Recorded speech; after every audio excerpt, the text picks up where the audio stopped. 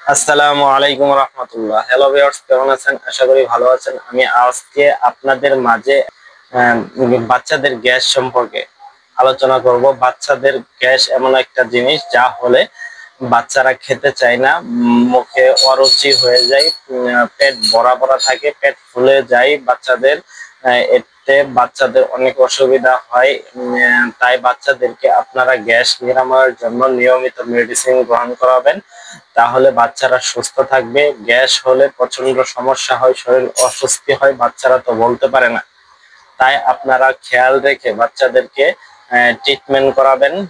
নিকটস্থ মেডিসিন বা মেডিকেলে নিয়ে যে বাচ্চাদেরকে গ্যাসের ওষুধ খাওয়াবেন বাচ্চাদের, তাহলে বাচ্চাদের মুখে রুচি হবে। বাচ্চাদের গ্যাস হলে বাচ্চা উপর হয়ে শুয়ে থাকে, যাতে পেটে চাপ পড়লে ভালো লাগে, এই জন্য বাচ্চা সবসময় উপর হয়ে শুয়ে থাকে এবং খেতে চাইবে না, অনীহা দেখাবে, পেট ফুলে থাকবে।